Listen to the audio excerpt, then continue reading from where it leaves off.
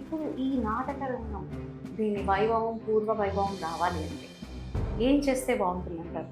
ఏం చేసినా బాగుండదండి. టెక్నాలజీ పెరిగింది కాబట్టి టెక్నాలజీని అప్లై చేయాలి. ఈ 40 ఏళ్ల ఈ ఎక్స్‌పీరియన్స్‌లో మర్చిపోలేని అనుభూతులు ఏమన్నా ఉంటే చెప్పండి? ఆనాటి మహానటుల్లో హ్మ్. పేసపాటి నరసింహమూర్తి గారితో కలిసి నటించా, షణ్ముఖ ఆంజనేయరాజు గారితో కలిసి నటించా, వేమూరు రామయ్య గారితో కలిసి నటించా, వల్లూరు వెంకటరామయ్య చౌదరి గారితో కలిసి నటించా. అలాగే మా నాన్నగారు కీర్తిశేషులు ఆచంట వెంకటరత్న నాయుడు గారితో ఆయన దుర్యోధనుడు, నేను కర్ణుడుగా కూడా నటించాను. మీరు చేసిన ఎన్నో పాత్రలు. అందులో దుర్యోధన పాత్ర చాలా అద్భుతంగా ఉంటుంది. ఆ పాత్రలో మా అందరి కోసం ఒక్క డైలాగ్.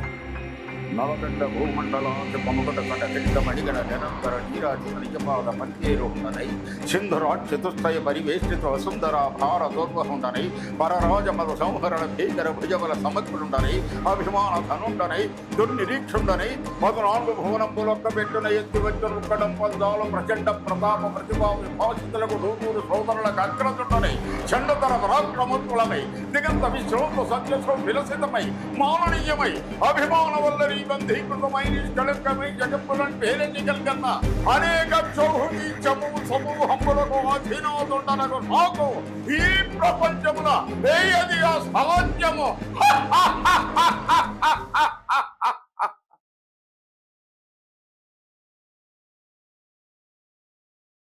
అందరికీ నమస్కారం. రంగస్థలం. రంగస్థలం అనగానే మనకి సినీ రంగంలో చాలా మంది గుర్తుకొస్తూ ఉంటారు. ఎస్వి రంగారావు లాంటి వాళ్ళు, ఎన్టీ రామారావు లాంటి వాళ్ళు. అలాగే నాటక రంగం అనగానే మనకి ప్రస్తుతమైతే నాటక రంగం చాలా తక్కువగా మనకి వినికిడిలోకి వస్తుంది. అయితే రంగస్థలం, నాటక రంగం లాంటి రంగాలలో సుప్రసిద్ధులైన స్థానం రంగారావు లాంటి వాళ్ళు, అలాగే ఆచంట వెంకటరత్నం నాయుడు గారు లాంటి వాళ్ళు నాటక రంగంలో రాణించారు. ప్రస్తుత కాలంలో నాటక రంగం చాలా వెనుకబడింది. కానీ కొంతమంది మహనీయుల వల్ల ఇంకా ఇప్పటికీ మనం నాటక రంగంలో కొంతమంది నాటకాలు చూస్తూ ఉంటాం. అయితే అలాంటి వారిలో అగ్రగణ్యులైన శ్రీ ఆచంట బాలాజీ నాయుడు గారితో మనం ఉన్నాము. వారు మన స్టూడియోకి వచ్చినారు. వారితో వారి ఎక్స్పీరియన్స్, వారి అనుభవాలన్నింటినీ తెలుసుకుని వారితో మాట్లాడదాం. ముందుగా సార్ నమస్కారం. నమస్తే. సార్, మీ నాటక రంగ ప్రవేశం ఎప్పుడు జరిగింది? అసలు మీ స్ఫూర్తి ఎవరు? మా స్ఫూర్తి మా తండ్రి గారైన కీర్తిశేషులు ఆచంట వెంకటరత్నం నాయుడు గారు. 1980 సంవత్సరంలో నేను నాటక రంగ ప్రవేశం చేశాను. అందులో మొట్టమొదటగా భీమవరం మా ఊళ్ళమ్మ ఉత్సవాలలో బాలవర్ధి పాత్రతో నేను నాటక రంగ ప్రవేశం జరగటం జరిగింది. ఆ దరిమిల 85 ఆ ప్రాంతంలో చిలకలూరుపేటలో కురుక్షేత్రం నాటకంలో దుర్యోధనుడుగా, పూర్తి దుర్యోధనుడు అంటే ఒకటో దుర్యోధనుడు, రెండో దుర్యోధనుడు అంటుంటారు, అలా కాకుండా పూర్తి నిడివి ఉన్న దుర్యోధనుడుగా చిలకలూరుపేటలో మొదటి ప్రదర్శన చేయటం జరిగింది. ఆ తరువాత 1990 సంవత్సరంలో జై శ్రీ షణ్ముఖ నాట్య మండలి అనే ఒక సంస్థను స్థాపించి అప్పటికి నా ఏజ్ గ్రూప్ వాళ్ళందరినీ నేను పోగు చేసుకొని ఒక హార్మోనిస్ట్ని ఏర్పాటు చేసుకొని తులసి జలంధర, రామరావణ యుద్ధం, నర్తనశాల ఇత్యాది నాటకాలన్నీ తయారు చేసి ఆంధ్రదేశంలోనే కాకుండా ఆంధ్రేతర ప్రాంతాలలో కూడా నాటక ప్రదర్శనలు ఇవ్వటం ప్రారంభించాను. మీరు ఏ ఏ నాటకాలు ప్రదర్శించారు? అలాగే ఏ ఏ నాటకాలు వేశారు? నేను ధరించిన పాత్రల్లో ప్రముఖమైన నాటకాలు తిరుపతి వెంకట కవులు రాసినటువంటి కురుక్షేత్రం, తరువాత బలిజేపల్లి వారు రాసినటువంటి సత్య హరిశ్చంద్రియం, పివి భద్రం గారు రాసినటువంటి తులసి జలంధర, అలాగే తాండ సుబ్రహ్మణ్యం గారు రాసినటువంటి రామరావణ యుద్ధం ఇత్యాది నాటకాలు బాగా ప్రాచుర్యం పొందిని. అందులో కురుక్షేత్రంలో దుర్యోధనుడుగా, తులసి జలంధర నాటకంలో జలంధరుడుగా, అలాగే హరిశ్చంద్ర నాటకంలో విశ్వామిత్రుడుగా, నర్తనశాల నాటకంలో కీచకుడుగా, రామరావణ యుద్ధం నాటకంలో రావణాసురుడుగా ఇత్యాది పాత్రలు ధరించాను. అందులో ప్రముఖంగా తులసి జలంధర నాటకానికి నాకు నంది అవార్డు రావటం జరిగింది. అది హైదరాబాద్ రవీంద్ర భారతిలో జరిగింది. సార్, అయితే మీకు వచ్చిన అవార్డులు రివార్డుల గురించి మాట్లాడదాము. మీకు ఎటువంటి అవార్డ్స్ వచ్చాయి? దేశంలో ఉన్న అందరూ కీర్తిశేషులైన కళాకారులు అందరి పేరిట పురస్కారాలు వచ్చినాయి. ఎన్టీ రామారావు గారి పురస్కారం, బళ్ళారి రాఘవ్ గారి పురస్కారం, ఈలపాట రఘురామయ్య గారి పురస్కారం, మహానటి సావిత్రి పురస్కారం, ఇలా అందరు నటుల పేరున పురస్కారాలు అందుకున్నాను, సన్మానాలు స్వీకరించాను.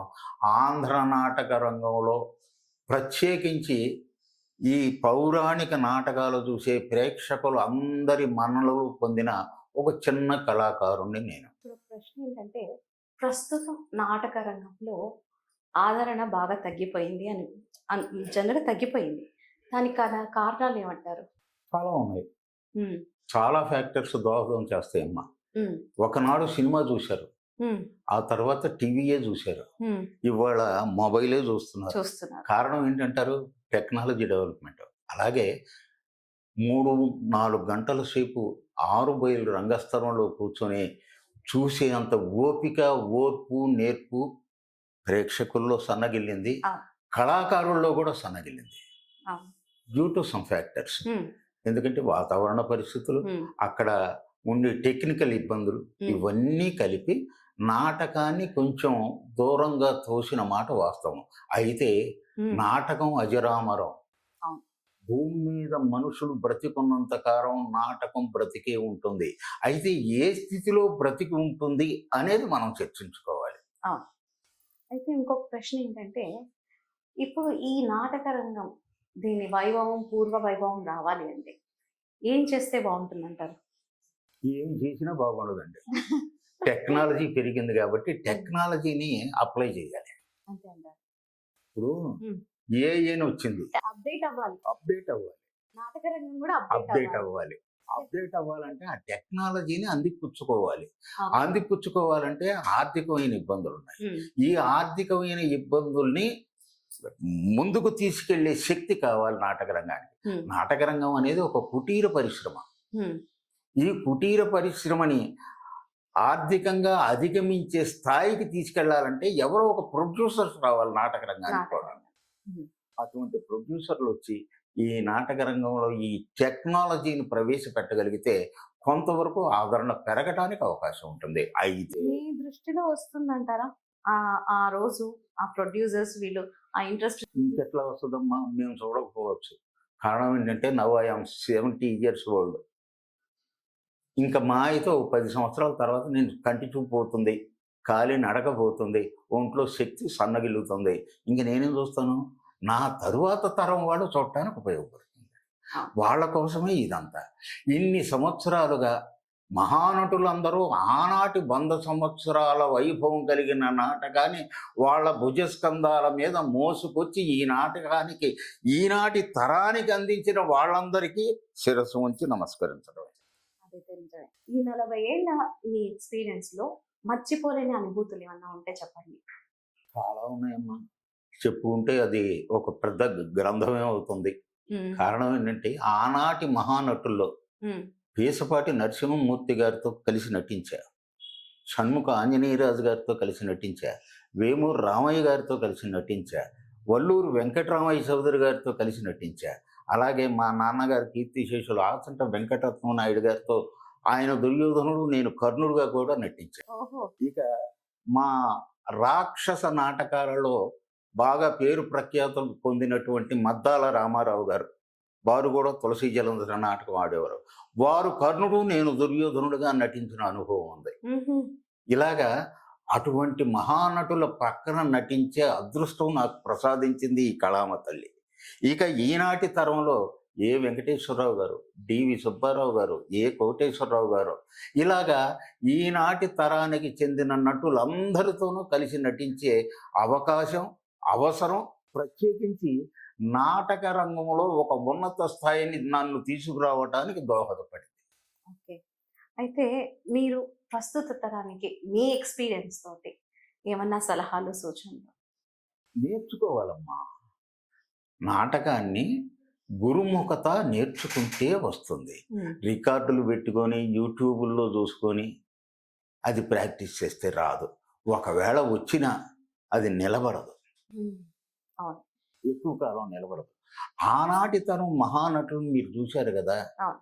జమున, సావిత్రి, అంజలీదేవి, రామారావు గారు, నాగేశ్వరరావు గారు, రంగారావు గారు, ఇటువంటి మహానటులు అందరూ ఉన్నంత కాలం ఇవాళ వస్తున్న నటులు ఉంటున్నారా? ఎందుకని కారణం? ఇవాళ రంగస్థలం కూడా అదే పరిస్థితి. కారణం ఏంటంటే నేర్చుకోవాలి. ఒకప్పుడు ఏమిటంటే జీవనోపాధిగా నాటకాన్ని ఎంచుకుంటే అది బ్రతికించాలి.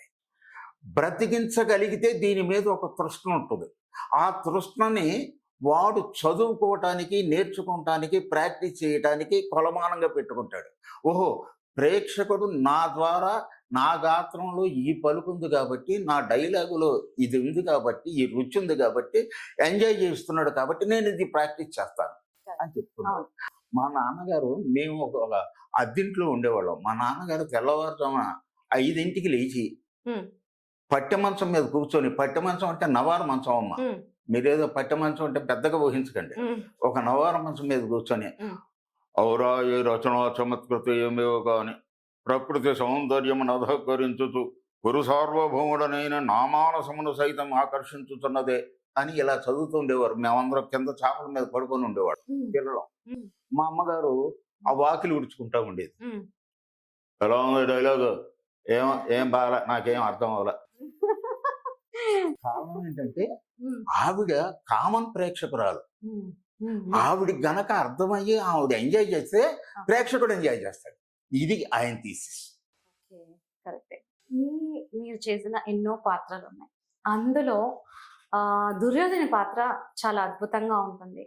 ఆ పాత్రలో మా అందరి కోసం ఒక్క డైలాగ్. తప్పకుండా.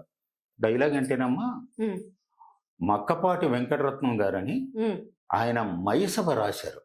మైసభ ఓన్లీ డైలాగ్ వెర్షన్. అయితే 2 పద్యాలు కూడా ఉన్నాయి, కానీ వాటిని ఎవరు ఇంప్లిమెంట్ చేయలే. ఈ డైలాగ్ వెర్షన్ బాగా ఎంత చిక్కగా అల్లారంటే డైలాగ్ని, ఎక్కడా కూడా గాలి కూడా దూరటానికి సందు లేకుండా రచన చేసిన మహాకవి మక్కపాటి వెంకటరత్నం గారు. అటువంటి ఆ రచనని ఆనాటి తరంలో మహానటులైనటువంటి దుర్యోధనులు, ధూళిపాల సీతారామ శాస్త్రి గారు కూడా, రాజారావు గారు, పాతూరు రామకృష్ణ శాస్త్రి గారు, వీళ్ళందరూ ఆ డైలాగులు బాగా చెప్పేవారండి. ఇది మయసభ అంటే అసలు సామాన్యులు ఎవరు, ఆ అగ్రవర్ణాలు తప్ప ఎవ్వరూ ముట్టుకుంటానికి అర్హత లేకుండా ఒక స్టాంప్ వేసి ఉంచారు. ఆ స్టాంప్ వేసిన దానిలో మా నాన్నగారు వచ్చిన తర్వాత, మా నాన్నగారికి పద్యం తక్కువ, డైలాగ్ మీద కాన్సన్ట్రేట్ చేసేది. ఈయన డైలాగ్ కాన్సన్ట్రేట్ చేసిన తర్వాత ఈ దుర్యోధన పాత్రకి ఒక హీరోయిజం వచ్చింది. అసలు పాత్రనే, విలన్ పాత్రని చిత్రీకరించారు. దుర్యోధనుడు హీరో, నాట్ విలన్ అని చెప్పిన మొట్టమొదటి దుర్యోధనుడు మా నాన్నగారు కీర్తిశేషులు ఆచంద్ర వెంకటప్ప నాయుడు గారు. వారి బాణిలోని నేను కూడా ఈ మైసభ, అలాగే దుర్యోధన పాత్ర, కురుక్షేత్రంలో తిరుపతి వెంకట కవులు రాసిన దుర్యోధన పాత్ర ప్రదర్శించడం జరిగింది. అందులో ఒక భాగం మీకు వినిపించడానికి ప్రయత్నం చేస్తా. దుర్యోధనుడు పరాభూతుడై తన నిజ గృహానికి తెంచి ఆ అభిమానధనుడు పడుతున్న మదన నుండి ఒక భాగం.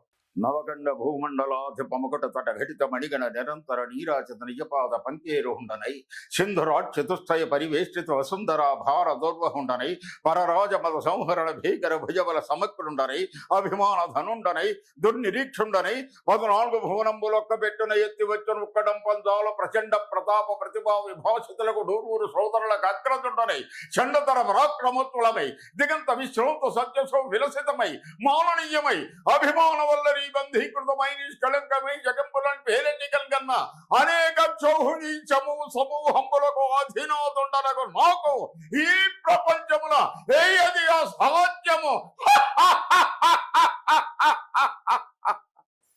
నిజంగానే మీకు శతకోటి వందనాలు. ఆ డైలాగ్ మీరు చెప్తుంటే నా కళ్ళ ముందు అలా కనిపిస్తుంది. చాలా అద్భుతంగా ఈ వయసులో కూడా మీరు ఇంత డైలాగ్ వర్షన్ ఎక్కడ ఊపిరి ఆపకుండా వచనంలో ఉన్న బలం. నిజంగా వచనం. గూస్ బంప్స్ వచ్చినాయి. మీరు నమ్ముతారో లేదో ఆ డైలాగ్ వింటుంటే నాకు ఇట్లా అమ్మ, వచ్చేసింది. నిజంగా అద్భుతం సార్. నిజంగా మీలో ఉన్న కళకి వందనాలు, శతకోటి వందనాలు. ధన్యవాదాలు. చాలా అద్భుతంగా చెప్పారు డైలాగ్. నిజంగా ఒక్కసారిగా లోపల నుంచి ఆ వైబ్స్ అలా అనిపించాయి. తెలుగు నాటక రంగం బ్రతికితే తెలుగు భాష బ్రతుకుతుంది అంటారు. ఎందువల్ల అంటారు? అమ్మా ఒక్క మాట చెప్పనా, ఉమ్, తెలుగు పద్యం అజరామరం. ఉమ్, ఏ భాషలోనూ లేని సౌందర్యం ఉమ్, ఒక్క తెలుగు పద్యంలోనే ఉంది. అవును. అటువంటి తెలుగు పద్యం చదవటం వస్తే చాలు, ఏ వృత్తిలో అయినా రాణిస్తాడు. అప్పిచ్చువాడు వైద్యుడు ఎప్పుడు ఎడతెగక పారు ఏరున్, ఇది చదవమనండి. ఇవాళ వస్తున్న సోకాళ్ళు మరి మీకు తెలిసి నేను అంటే ఏమన్నా ఇబ్బంది పడతారేమో కానీ ఈ యాంకర్లందరికీ పెళ్ళి తప్ప పెళ్ళి తెలియదుగా, కళ్ళు తప్ప కళ్ళు అక్షరం తెలియదుగా. శా షా సా ఈ అక్షరం డిఫరెన్షియేషన్ తెలియదు. శాలువ అంటాం రాదు, సాలువ అంటున్నారు. షాకి సాకి షాకి ఎంత తేడా ఉంది. అవును. లేదంటే ఏమైందంటే రామునితో కపివర్యుండిట్లనియే, అదే. ఉమ్, రామునితో కపివర్యుండిట్లనియే.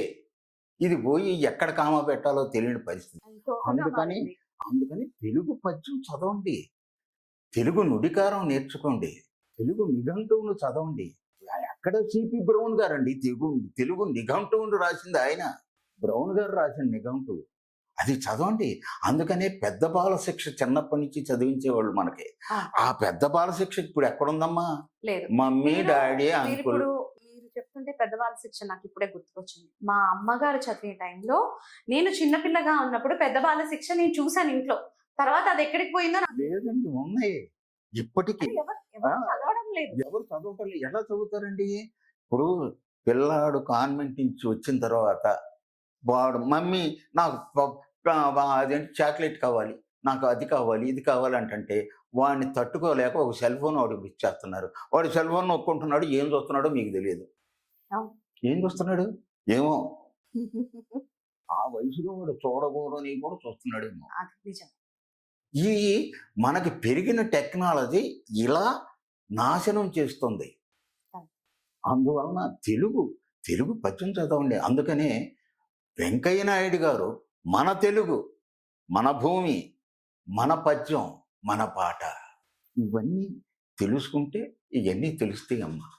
అసలు తెలుగే తెలియనప్పుడు నువ్వు ఏ భాష నేర్చుకుంటే ఏముంది? మన తెలుగు, అవును. మన భాష, మన సంస్కృతి.